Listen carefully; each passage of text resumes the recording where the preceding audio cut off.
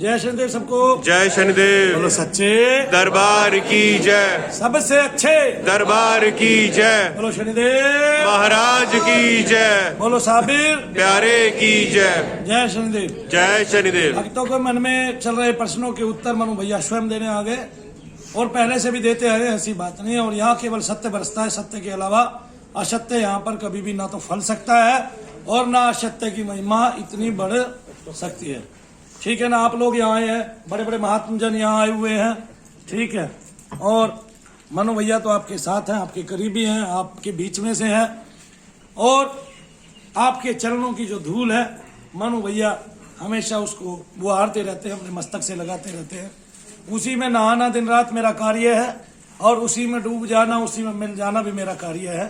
शनिदेव महाराज मेरी ऐसी गति करें कि मैं आप सब भक्तों के चरणों की धूल जो है वो सदैव अपने मस्तक पर लगाकर अपना मस्तक ऊंचा कर कर सदा सत्य का प्रचार प्रसार कर सकूं और आप लोगों के दुखों का निवारण करने में आप लोगों की मदद कर सकूं। जय शनिदेव। जय शनिदेव। जी क्वेश्चन पूछिए भैया। भैया आजकल जैसे सब लोगों के मन में बात चल रही है कि प्रीतम भैया के बारे में, तो ये प्रीतम भैया जी के आप बताएंगे कि कहाँ रह क्या है और कैसे उनको बुलाए, कुछ आइडिया दें प्लीज, कुछ बताइए। या हमें उनकी याद क्यों नहीं आती एग्जैक्टली जी। याद तो उसकी आती है जो दूर रहता है, पहली बात तो वो हमारे पास ही रहता है। एक बात, हम प्रीतम से अमिट प्रेम करते हैं, प्रीतम में कुछ चंचलता थी, अमिट प्रेम करते हैं हम प्रीतम से, ये बात सबको गहनता से पता है। और आज भी हम जब रोहन काम करता है तो आज भी हम जब वो काम करता है तो उसको बीच बीच में प्रीतम भैया बोल जाते हैं। और प्रीतम की महिमा अलग थी। जब प्रीतम आया तो प्रीतम ने बहुत सेवा की है इस धाम की, दिन रात सेवा की है और सेवा उसके साथ कंचन ने भी की है और अमिट सेवा की है उसने भी। लेकिन प्रीतम धाम में है, प्रीतम धाम के बाहर कहीं नहीं है और वो धाम में रहने का उसका एक कारण था। एक बार कंचन ने हमें झूठ बोला, यहाँ ना आने का बहाना किया और बोला कि क्या कहते हैं कि भैया कि मेरे को गुंडों ने घेर लिया है, मेरे आसपास 4-5 स्कूटियां थी और मैं डर गई थी। और इस तरह से उसने सीधा मुझे ये नहीं कहा कि मैं काम नहीं करना चाहती या मैं अन्य कुछ और करना चाहती हूँ। तो इस तरह से जब उसने झूठ बोला तभी देवतागण आ गए और देवतागणों ने प्रीतम को जो है अपने साथ ले जाने का टाइम रख दिया, निर्धारित कर दिया। इसके लिए हमने कंचन को फोन करके बुलाया कि आप एक दिन आए और उस एक दिन में आने के बाद हमने प्रीतम को सदा के लिए मोक्षधाम में भेज दिया। लेकिन वो मोक्षधाम से बाहर आते जाते हैं आगे और वो केवल दरबार के लिए ही काम करते हैं, अन्य कहीं किसी व्यक्ति विशेष के लिए वो काम नहीं करते। हाँ, प्रीतम की स्फुरना जरूर किसी में आ सकती है। क्यों? क्योंकि उसमें लंबे समय तक प्रीतम रहा है तो उसका आभास मात्र, यानी कि प्रीतम पूरा नहीं, आभास मात्र। और एक बात, प्रीतम के बहुत सारे अंश नहीं है क्योंकि प्रीतम अंशधारी नहीं है। वो जब मेरे पास आया था तो पहले से ही प्रेत योनि में था, उसको केवल स्वच्छ किया गया है, वो देव योनि में निर्धारित नहीं हुआ है। हाँ, देव तुल्य उसका कार्य था, आगे आने वाले वर्षों में कुछ साल सेवा करता तो वो देव तुल्य योनियों में आ जाता। ठीक है ना।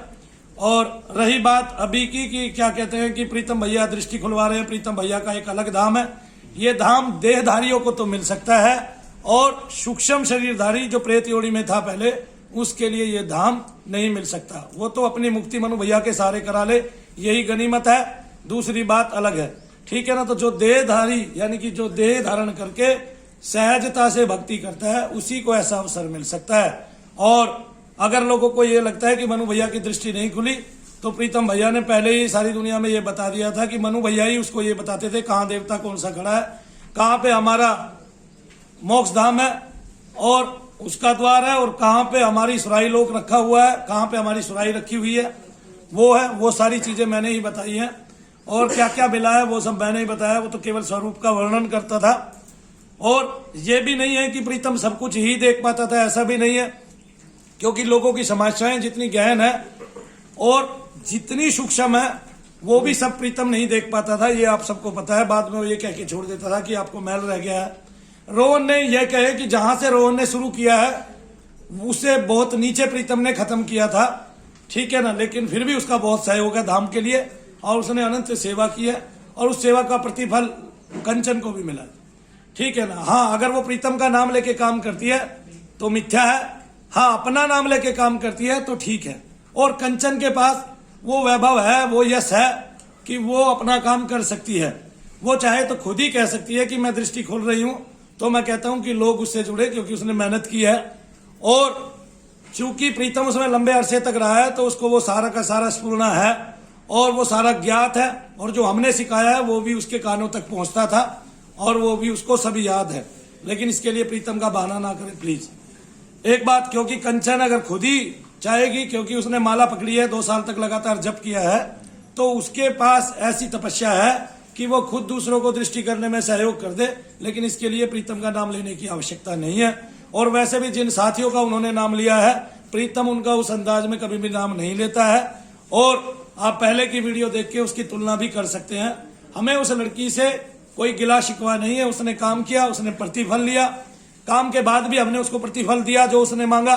ठीक है, उसने सेवा की और हम बहुत कुछ उसको देना चाहते थे, लेकिन वो उससे पहले ही चली गई। शायद उसके माँ बाप के लोभ ने और उनकी प्रवंचनाओं ने ऐसा कार्य कर दिया, क्या कहते हैं कि वो लंबे समय तक सेवा नहीं कर सकी। और उनका बार बार ये कहना कि हम लड़की की शादी कर रहे हैं, शादी कर रहे हैं, शादी कर रहे हैं, वो भी जो गलत था, क्योंकि अभी तक भी लड़की ने शादी नहीं की है। और लास्टली वो उसी हथियार को अपना के, मैं जानता नहीं, पहले भी एक आदमी आया, उसने कुछ सेवा की, लोगों की दृष्टि के नाम पे बहुत सारे पैसे ठग गया।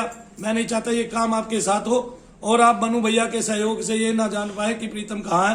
प्रीतम हमारे पास पहले से ही था, उसका लाभ उठा के, तो जब हमने प्रीतम को अपने मोक्ष धाम में कर लिया, उसका लाभ उठा के, तो वरना वो लड़की तो कई बार आई उसके बाद भी कि शायद काम कर सके, लेकिन हमने उसको मौका इसलिए नहीं दिया क्योंकि प्रीतम ने मना कर दिया कि वो उसमें कभी भी काम नहीं करेगा। क्योंकि उसने क्या किया था कि उसने झूठ बोला था, और झूठ बोलते ही देवता जो है वो विमुख हो गए थे उस लड़की से सदा के लिए। हाँ, उसने मेहनत जरूर किया, उसके पास अपना ऐसा सारा आभास है कि कैसे कैसे कैसे कैसे सारा का सारा विस्तार होता है, कैसे आपकी दृष्टि खुल सकती है। तो वो खुद कराए तो बेटर है, क्योंकि खुद का भी नाम उसको एक दिन चाहिएगा। और अगर वो अध्यात्म में ही जाना चाहती है तो उसके लिए मार्ग प्रशस्त है। और सबसे बड़ी बात, जिस कुल से वो आई थी उस कुल में कभी भी भक्ति नहीं होती थी। हाँ, अब जो सारे भाई बहन हैं और उनके अलावा भी जो उनके साथी सहयोगी हैं, वो सब भक्ति करने वाले हैं और ईश्वर उनकी मदद करे इस नेक कार्य में।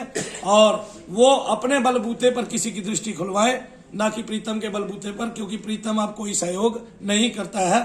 ना तो प्रीतम का धाम अलग है, ना प्रीतम के बहुत सारे अंश है, ना प्रीतम मोक्ष धाम से कोई काम ले सकता है, और ना प्रीतम को कोई रसगुल्ला देना लगता है, क्योंकि रसगुल्ला देना केवल भगवान को लग सकता है, प्रीतम को कभी भी नहीं लग सकता। लोग आज भी जय शनिदेव बोलते हैं, मनु भैया की जय बोलते हैं, तो प्रीतम भैया की जय बोलते हैं। उसने अपना नाम, अपना वर्चस्व अलग कमाया, क्योंकि प्रतिफल के बदले में कंचन जो सेवा लेती थी या जो भी तनख्वाह लेती थी उसका परिपूर्ण हुआ। लेकिन प्रीतम ने ऐसा कुछ नहीं लिया, उसने केवल मुख से मुक्ति मांगी। और ये समझे कोई कि प्रीतम उससे अलग से बात नहीं करता है, वो मूर्ख है, अज्ञानी है। और मनु भैया की माने तो आप मनु भैया का नाम ना लेके अगर आप सीखना चाहते हैं तो सीख सकते हैं। ठीक है, कंचन में वो कैपेबिलिटी है कि आपकी वो दृष्टि खुलवा सकती है, अगर लगातार जप करने का आपका माध्यम बन सके तो। क्योंकि उस बच्ची ने जप किया है, मेहनत किया है, उसके माथे पर वो पसीने की बूंदे मैंने देखी है, और बड़ी सौभाग्यशाली है और सौभाग्यशाली भी है कि वो वहां तक पहुंचा सकती है। लेकिन मैं जान नहीं पाता कि उसने ये माध्यम क्यों चुना। प्रीतम धाम करने की आवश्यकता नहीं थी, और न प्रीतम का नाम लेने की आवश्यकता थी। क्यों? क्योंकि उसने ही खुद इतनी भक्ति कर ली है कि अब प्रीतम की आवश्यकता नहीं थी। और जो चला गया एक बार, ये क्षेत्र ऐसा है, ये फील्ड ऐसी है कि यहाँ अगर आप, जैसे संगीत का होता है, एक दिन रियाज ना करें तो 21 दिन पीछे चले जाते हैं, यहाँ अगर आप एक दिन अभ्यास ना करें तो बहुत दिन पीछे चले जाते हैं। आपने हर्ष को काम करते हुए भी देखा होगा, कितनी गूढ़ गूढ़ बातें बताता है, आपके घर के बहुत सारे लोगों के नाम तक बता देता है कि ये लोग उस कार्य में लगे हुए थे और आपके लिए इन्होंने बुरा कराया है, या ये लोग आपके प्रेत द्वारा पीड़ित हैं आपके जानने से पहले। तो ऐसे तो प्रीतम जहां पे खत्म कर गए थे वहां से आगे शुरू किया है रोहन ने, वन देवी और नाग देवी के माध्यम से। और वन देवी और नाग देवी इस धाम की सिद्धियां हैं, इनकी मनु भैया की पर्सनल सिद्धियां हैं। वो ऐसे दूर जाके काम नहीं करती हैं, और जो उस योनि में हो उसको अलग से कभी भी कोई सिद्धि नहीं मिलती है। हाँ, जिस व्यक्ति ने जीते जी सिद्धि कमा ली है वो सिद्धियां उसके पास हमेशा रहेंगी। तो अगर किसी ने दृष्टि खुलवाना है, हमारे यहाँ तो मुफ्त में खुलती है, और हमारे यहाँ अभी एक भवन भी तैयार कर लिया गया है, किराए का भी और वैसा भी, बहुत ही जल्दी, यानी कि महीने के अंदर अंदर मैं आप लोगों को बोल दूंगा कि आप लोग बैग और थैला ठाके आ जाए, फ्री में ही दृष्टि भी खुलेगी। हम लोग खर्चा भी करेंगे उनके लिए, खाना पीना सब हम अपने पास से देंगे, और चाहे वो हमारा महीने खर्च 2 लाख आए चाहे 4 लाख आए, लेकिन हम लोग जो है इस तरह से कार्य नहीं करते हैं। क्योंकि अगर आप किसी को अध्यात्म सिखा रहे हो तो अध्यात्म सिखाने के लिए कभी भी कोई पैसा नहीं रखना चाहिए, वरना तो देव कृपा कभी भी नहीं आती है। तो दृष्टि खुलवाने के लिए आप कंचन के पास जा सकते हो, लेकिन ये सोच के जाएंगे कि प्रीतम भैया है, ये गलत बात है, ठीक है ना। बाद में आपको मूड पकड़कर पछताना पड़े, तो ऐसा जो है पहले से ही मत करना। और ये सोचो कि फिर मनु भैया बाद में कुछ कर लेंगे, ऐसा मत करना, ठीक है। पहले भी आप लोग चोट खाए हुए हो, तो चोट खाए हुए को एक तीर और लग जाए तो वो पागल हो जाता है, हो जाता है कि नहीं हो जाता, बिल्कुल, ठीक है ना। तो ऐसी घायल अवस्था अपनी मत करना कभी भी, आ रहा है समझ में। तो हाँ, ये मैं जरूर गवाही देता हूं कि कंचन में वो कैपेबिलिटी है कि आपकी दृष्टि खुलवा सकती है, तो आप उसी के माध्यम से जाएं, उसी के लिए कार्य करें, और जैसा वो कहे वैसा करें। तो क्योंकि उसको वो सारा अनुभव भी है, ज्ञान भी है, और उसके पास वो विस्तार भी है। हाँ, उसने कुछ पॉइंट्स लिखे भी हैं, वो बहुत ही सुदृढ़ है और हमारे ग्रंथों से भी मेल खाते हैं, क्योंकि वो उसके अनुभव की भी बातें, तो उसके पास काफी अनुभव है, वो आपको बैठ के अच्छे से समझा सकती है, बता सकती है। तो जो इठल्ले पुठल्ले पड़े हुए हैं उनसे वो कहीं बेहतर है, 90% 100% ही बेहतर है, मैं ये कहता हूं। तो ऐसी वैसी जगह जाने से तो उसका सानिध्य आपको बहुत ही आनंददायक रहेगा और आपकी दृष्टि खोलने में सहयोग करेगा। और दृष्टि अपने जब से खुलती है, ये भी बात याद रखें, मनु भैया आपसे आपके द्वारा ही जब कराएंगे, आपकी अपनी मेहनत से खुलती है, किसी अन्य के खोलने से कभी भी नहीं खुलती है। और प्रीतम भैया को दूसरों के प्रेत पकड़ के हमारे मोक्ष धाम में डालने में कोई एलर्जी नहीं है, वो उसको अलग से धाम बनाने की आवश्यकता नहीं थी, ये भी आपको पता है। प्रीतम जो है विभाग था और बढ़िया से काम करता था।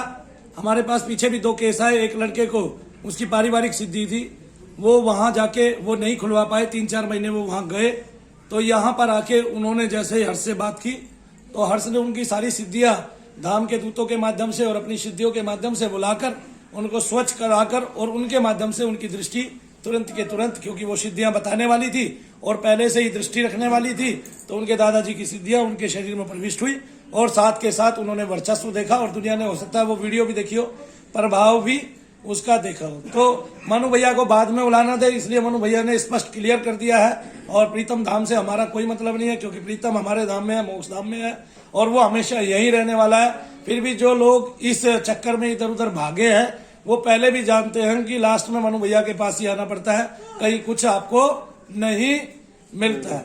हाँ, ये बात जरूर है कि उस बेटी ने मेहनत की है और उसका पारिश्रमिक उसको मिलना चाहिए। तो अगर वो ये काम करना चाहती है तो करे, लेकिन प्रीतम का नाम लेके अगर काम कर रही है तो ये गलत बात है, क्योंकि प्रीतम हमारे मोक्ष धाम में है, और प्रीतम मनु भैया जी की सिद्धि ही है एक तरह से, क्योंकि उसको तैयार हमने ही किया है। किसी को भी तैयार कौन कर रहा है? मनु भैया। और ये बात हर्ष भी बता देगा, आप जो उसमें जितना रुतबा और उसका वो देख रहे हो, वो सारा यहीं की देन है, इसी धाम की देन है और यहीं की मेहनत है। और अब वो अपनी मेहनत खुद कर रहा है सफलता की सीढ़ियां चढ़ने के लिए, और जितनी मेहनत करता जाएगा उतना प्रतिफल उसके हिस्से में आ जाएगा। आप उसकी वीडियो भी देख रहे हैं। आज धाम में जो पुष्टि हो रही है, अगर वो उस टाइम में होती तो आज हमारा धाम नई ऊंचाइयों पर होता, आज बहुत बड़ी ऊंचाइयों पर होता, उपलब्धियों पर होता। क्यों? क्योंकि प्रीतम को कभी भी शरीर के अंदर जो तांत्रिक के देवी देवता थे वे कभी भी नहीं दिखाई दिए, और ना उसने कभी भी उनके बारे में बताया। थोड़ी चंचलता भी हो सकती है उसके लिए, और हो सकता है उस टाइम में देवता वहीं तक का दिखाते हो, लेकिन अभी नाग देवी, वन देवी, रोहन भैया रोहन के माध्यम से क्या कमाल कर रही है ये भी आप जानते हैं। फिर भी आप लोग वहम में मत पड़िए कभी कोई ये सोच के कि प्रीतम भैया आ गए, प्रीतम भैया आ गए। आप केवल जीव्या से ही देख लीजिए, स्फुरना मात्र है, आभास मात्र है, और चूंकि वो उसमें 1-1.5 साल आके बात करके गया था तो वो जानता भी था, ठीक है ना। और प्रीतम का वर्चस्व होता है तो उसको कभी नहीं जानने देता, वो बिना सेवा के कभी भी नहीं रह सकता था, ये आपको पता है, सबको पता है, सारी दुनिया को पता है। अगर वो शरीर के अंदर होता तो हमेशा सेवा करता रहता मनु भैया के यहाँ रहकर, ठीक है। तो फिर उसको ऐसे जाने की आवश्यकता नहीं होती। लेकिन क्या बताएं हम, चलो जो हो गया वो तो अच्छा ही हुआ, जो भी होता है समय की धारा के लिए होता है, और समय अच्छा ही बीतना चाहिए सबका। फिर कहता हूं कि उस बिटिया से कोई सीखना चाहता है तो सीखे, लेकिन ये सोच के कि प्रीतम से सीखना है तो गलत बात है, क्योंकि प्रीतम कभी भी ना था और मनु भैया कभी झूठ नहीं बोलते, सारी दुनिया को पता है। हम अपना कार्य जो भी है वो करके दिखाते हैं, फिर भी होड़ लग जाएगी तो हम करके दिखा देंगे, ठीक है ना। जय शनिदेव। जय शनिदेव। बोलो सच्चे दरबार की जय। सबसे अच्छे दरबार की जय। बोलो शनिदेव महाराज की जय। बोलो साबिर प्यारे की जय। जय। और हमारे जिगर का छल्ला अब्दुल करीम खान को प्रीतम से ज्यादा अभ्यास था और प्रीतम से ज्यादा जो है चीजें मिली हुई थी और वो सही से देख भी पाता था और उसने भी मेहनत की थी, ठीक है, लेकिन उसका भी तरीका गलत था। धाम को पछाड़ने के चक्कर में वो भी मारा गया। आज जिगर का छल्ला किसी कोने में पड़ के रो रहा है, क्यों? क्योंकि आध्यात्मिकता उसके पास से सदा के लिए चली गई। स्पिरिचुअलिटी केवल सरलता से रह सकती है, स्पिरिचुअलिटी आध्यात्मिकता आपके पास छल और प्रपंच से कभी भी नहीं आ सकती है। चीजें छीनने की नहीं है, ये चीजें जिसकी है उसी के पास सुरक्षित रहती है। हालांकि मैंने कहा हुआ है कि जो भी जब भी फंसा हुआ व्यक्ति हमारे देवताओं के नाम लेगा, तत्सत का नाम लेगा या शनिधाम के दूतों का नाम लेगा, उसके पास वो जाएंगी। लेकिन ऐसे नहीं जाएंगी कोई आदमी क्या कहते हैं अवधारणा करके अपना अलग धाम खोल रहा है और वो कार्य करेगा तो उसके पास नहीं जाएंगी। हाँ, वो हमारे पास आएगा और सहिष्णुता से अच्छा कार्य करेगा तो धाम उसको कुछ भी दे सकता है। शनिदेव महाराज उस पर कैसे भी कुछ भी न्यौछावर कर सकते हैं। जय शनिदेव। जय शनिदेव।